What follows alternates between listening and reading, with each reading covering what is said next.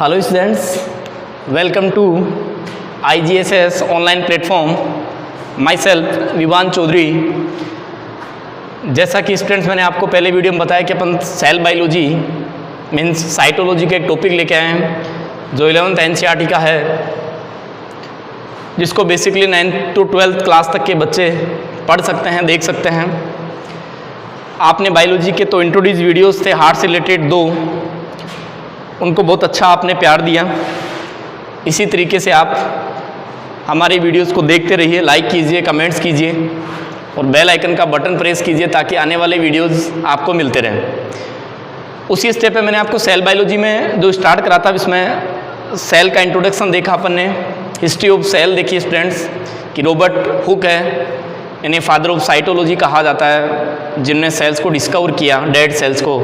इसके बाद Antony von Leeuwenhoek आए, जिन्होंने लाइव सेल्स को डिस्कवर किया सेल्फ मेडेड माइक्रोस्कोप से स्टडी करके। इसके बाद अपन ने सेल थ्योरी देखी, जो स्लाइडेन और स्वान साइंटिस्ट थे 1838-39, इनका प्रतिपादन हुआ। इसके बाद आगे चलकर अपन ने देखा मॉडिफिकेशन ऑफ सेल थ्योरी, जिसमें रुडोल्फ विर्चो, नेगली, पुरकिंजे, स्लाइडेन और स्वान का जो थ्योरी था उसका मॉडिफिकेशन करके न्यू सेल थ्योरी दी। अब अपन देख रहे हैं स्टूडेंट्स टाइप ऑफ सेल्स। तो मेनली टू टाइप्स की सेल्स प्रेजेंट होती हैं, प्रोकैरियोटिक एंड यूकैरियोटिक। देखो, प्रोकैरियोटिक सेल्स और यूकैरियोटिक सेल्स दो टाइप की सेल्स हैं। तो यूकैरियोटिक सेल्स तो अपन अब नेक्स्ट वीडियो में देखेंगे, क्योंकि अपन पहले प्रोकैरियोटिक सेल्स को देख रहे हैं। तो प्रोकैरियोटिक सेल्स का मीन्स होता क्या है? Pro plus karyon. Pro means primitive, karyon means nucleus. Primitive नहीं होता आद्य या स्पष्ट, न्यूक्लियस यानी क्या होता है? केंद्रक। यानी ऐसी सेल्स जिनमें न्यूक्लियस अब्सेंट होता है, न्यूक्लियस नहीं होता, ऐसी सेल्स प्रोकैरियोटिक सेल्स कहलाती हैं। प्रोकैरियोटिक जो सेल्स हैं उनमें या तो आप बोल सकते हैं कि केंद्रक अनुपस्थित या केंद्रक के बाहर केंद्रक झिल्ली नहीं पाई जाती। जैसा कि आपको डायग्राम दिख रहा होगा, एक प्रोकैरियोटिक बैक्टीरियल सेल का डायग्राम है ये। इसके इनसाइड न्यूक्लियोइड DNA लिखा हुआ है, सेल्स के इनसाइड कहीं भी न्यूक्लियस दिखाई नहीं दे रहा है। दैट मीन्स न्यूक्लियस के बाहर का जो न्यूक्लियर मेम्ब्रेन होता है, जैसे ये सेल वाल या सेल मेम्ब्रेन, इनसाइड न्यूक्लियस, और ये न्यूक्लियस मेम्ब्रेन है, इसके अंदर न्यूक्लियोप्लाज्म भरा होता है। तो न्यूक्लियस मेम्ब्रेन से एब्सेंट दिख रही होंगी, मतलब आद्य या स्पष्ट प्रकार का न्यूक्लियस प्रेजेंट है, प्रिमिटिव टाइप का। तो वो सेल्स प्रोकैरियोटिक सेल्स होती हैं। इसमें से एक एग्जाम्पल लिया हमने प्रोकैरियोटिक सेल्स में से बैक्टीरिया सेल्स का। बैक्टीरिया एक प्रोकैरियोटिक सेल्स हैं। कुछ एग्जाम्पल्स हैं प्रोकैरियोटिक सेल्स में, लाइक्स PPLO या माइकोप्लाज्म, PPLO या mycoplasma, bacteria,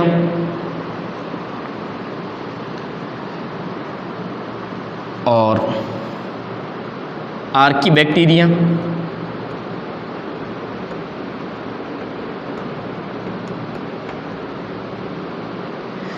BGA, blue green algae, ये सब प्रोकैरियोटिक सेल्स के एग्जाम्पल हैं। माइकोप्लाज्मा स्मॉलेस्ट सेल्स है। PPLO का फुल फॉर्म है प्लूरो निमोनिया लाइक्स ऑर्गेनिज्म।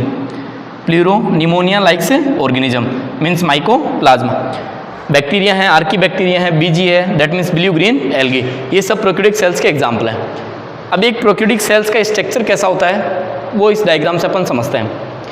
तो स्टूडेंट्स, ये जो डायग्राम आपको दिख रहा है, ये एक बैक्टीरियल प्रोकैरियोटिक सेल्स का है। बैक्टीरियल प्रोकैरियोटिक सेल्स का है। बैक्टीरियल प्रोकैरियोटिक सेल्स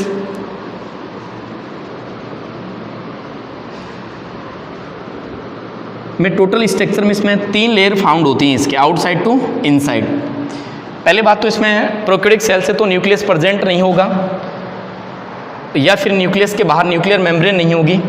तो प्रोकैरियोटिक सेल्स के सेंटर में यानी केंद्र में एक केंद्रक के समान आनुवांशिक पदार्थ पाया जाता है, DNA, जिसको न्यूक्लियोइड कहते हैं। न्यूक्लियोइड का मतलब होता है केंद्रकाभ,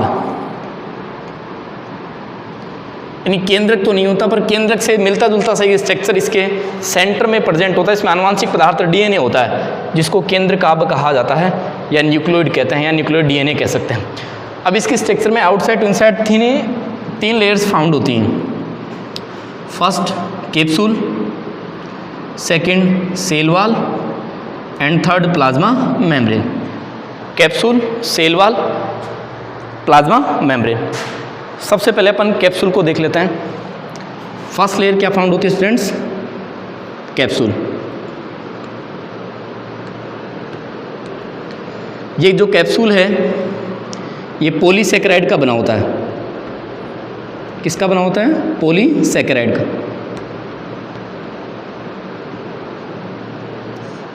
या फिर ग्लाइकोकैलिक्स का बना होता है।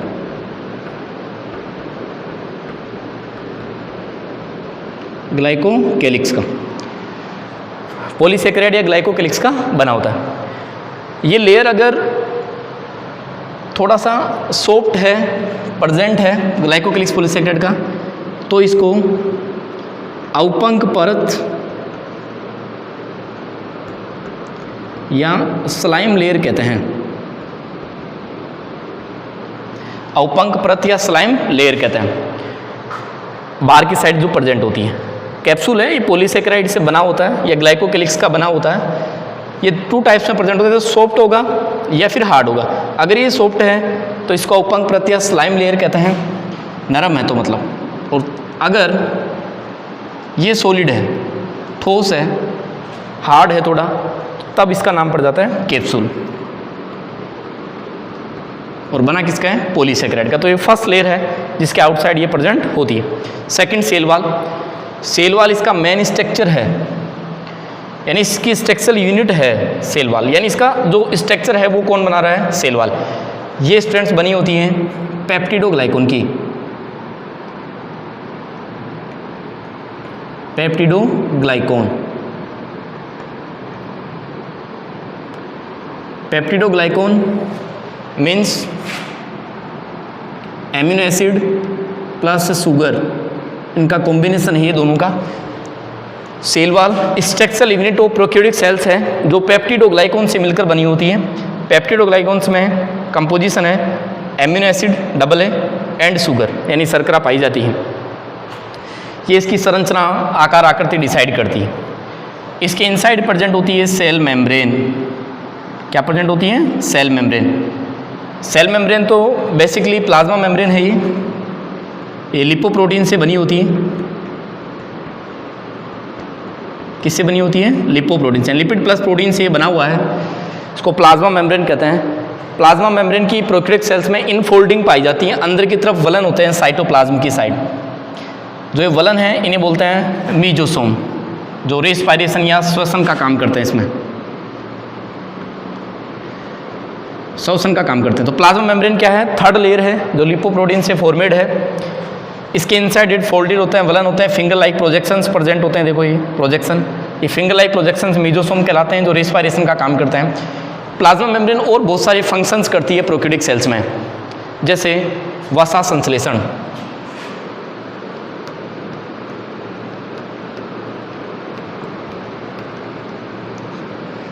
उपापचय,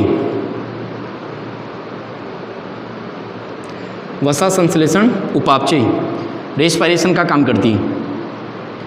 फोटोसिंथेसिस का भी काम करती है, प्रकाश संश्लेषण, जैसा कि बीजीए में। इनमें क्या होता है? क्लोरोफिल तो प्रेजेंट होता नहीं है, बट प्लाज्मा मेम्ब्रेन पर एक कण फाउंड होता है जिन्हें लैमेलीज कण कहते हैं। लैमेली ग्रेन्यूल्स या लैमेली कण कहते हैं, जो फोटोसिंथेसिस का काम करता है, वो इस प्लाज्मा मेम्ब्रेन पर ही फाउंड होती है। तो वसा संश्लेषण, मेटाबॉलिक उपापचयी क्रियाएं, प्रकाश संश्लेषण, रेस्पायरेशन और फोटोसिंथेसिस में लैमेली कण पार्टिसिपेट करते हैं। तो प्रोकैरियोटिक सेल्स ऑटोट्रोपी मतलब स्वपोषी भी होती हैं, जैसे बीजीए, ब्लू ग्रीन एल्गी स्वपोषी है, बट इसमें क्लोरोफिल नहीं है, फिर भी ये फोटोसिंथेसिस करती है। ये फंक्शन प्लाज्मा मेम्ब्रेन पर प्रेजेंट लैमेलीज जो कण हैं वो करते हैं। एक बहुत सारी प्रोकैरियोटिक सेल्स ऐसी होती हैं, cyanobacteria just like,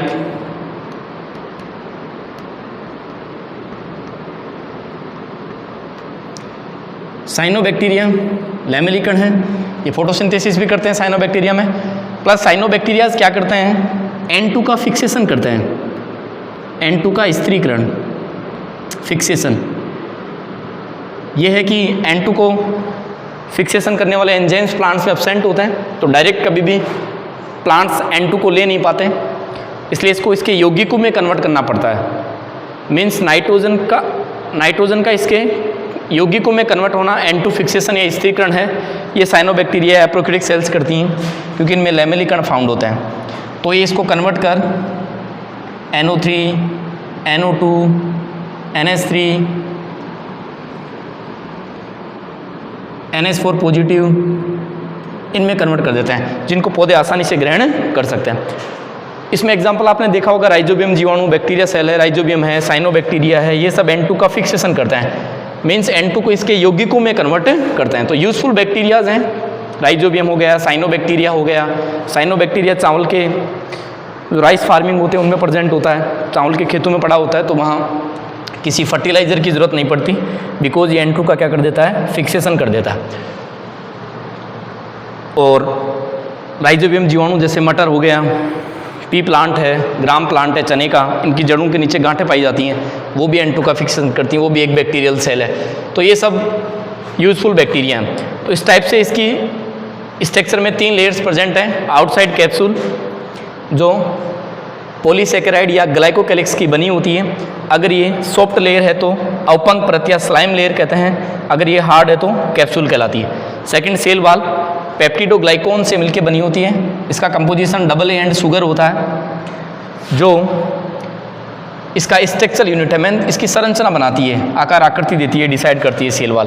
plasma membrane lipoprotein से बनी होती है, थर्ड लेयर है, जो इनमें वसा संश्लेषण, उपापचयी, प्रकाश संश्लेषण, श्वसन, N2 का फिक्सेशन, ये सभी काम करती है।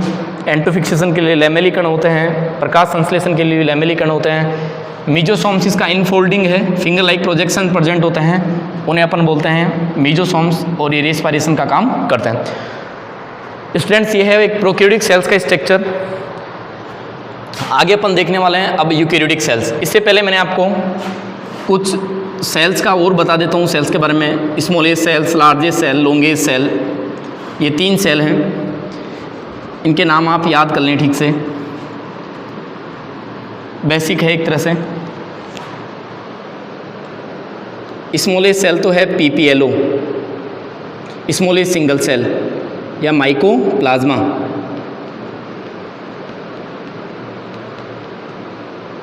माइकोप्लाज्मा शेप होता है इसका 0.3 micrometre. Pleuro pneumonia likes organism mycoplasma 0.3 micrometre. Smallest cells, smallest cell है single cell. Second ostrich egg, शुतुरमुर्ग का अंडा 17 × 11 centimetre. Single isolated largest cell, single isolated largest cell on the earth, यानी शुतुरमुर्ग का अंडा सबसे बड़ी एक एकल कोशिका है। 17 × 11 सेंटीमीटर इसका साइज है।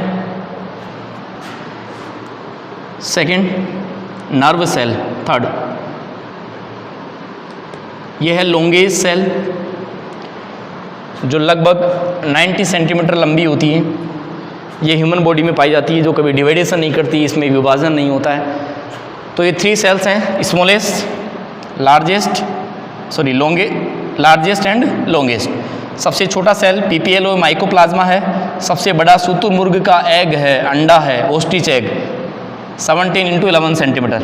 नर्व सेल है, ये लार्जेस्ट सेल से सबसे लंबी कोशिका है, इनका लेंथ होता है 90 सेंटीमीटर। तो स्टूडेंट्स, ये एक प्रोकैरियोटिक सेल्स का स्ट्रक्चर था। आई होप आप समझ पाए होंगे। आप लगातार हमारे वीडियो देखिए। अब हम सिलेबस वाइज 11th क्लास का सेल बायोलॉजी शुरू कर दिए। ऐसे ही केमिस्ट्री में, फिजिक्स में टॉपिक वाइज अब आपके वीडियोज आएंगे। सो आप इन्हें लगातार वॉच कीजिए और लाइक कीजिए, शेयर कीजिए और कमेंट भी कीजिए। Thank you so much.